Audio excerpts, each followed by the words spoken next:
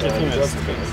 Moi, je l'aurais acheté, c'est un peu bon qu'on a acheté. On va compter avec moi ça. Bon, je vais commencer. Genre, tout le monde va être genre, non! C'est juste un thème.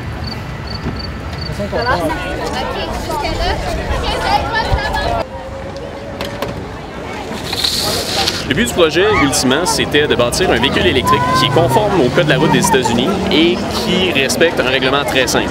Toute l'énergie qui entre dans le véhicule, qui alimente la propulsion, doit provenir des panneaux solaires qui sont sur sa surface.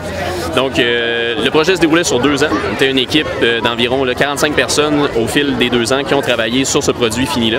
L'opération, en fait, qu'on a fait avec le véhicule, c'est de l'amener à l'American Solar Challenge, qui est une course interuniversitaire aux États-Unis et qui regroupe environ, qui regroupait cette année une vingtaine d'universités pour parcourir le pays dans un rallye sur les routes publiques.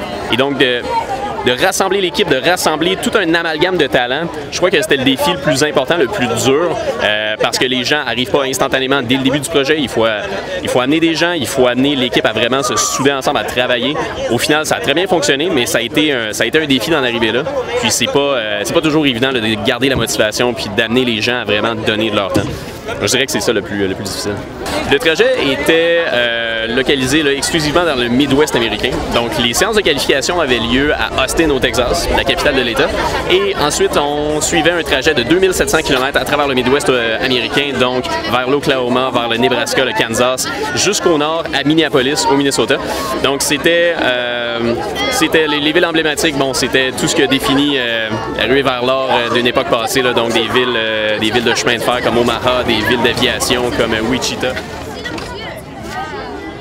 Ça empêchait de continuer à charger ta batterie. C'est pas drôle, mais...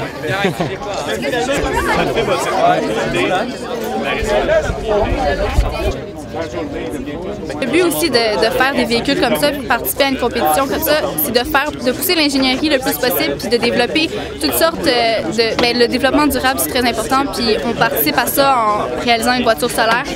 Comme on a vu précédemment, c'est une voiture qui consomme vraiment pas beaucoup d'énergie, puis je suis convaincue que ça va permettre à d'autres véhicules de pousser ça.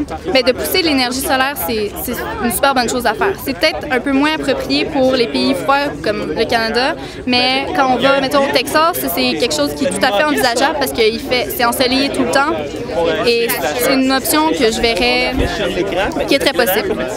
Mais il y a une des choses en compétition que j'ai remarqué qui était très importante puis très marquée, c'était l'apport des équipes les unes avec les autres. On a eu beaucoup, comme il y a beaucoup d'aide qui a été donnée entre les équipes, comme par exemple, il y a eu une des équipes qui a eu des gros problèmes que leur véhicule a pris en feu.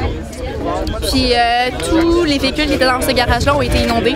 Puis cette journée-là, toutes les équipes sont allées aider pour enlever l'eau de tout le matériel qui avait été endommagé.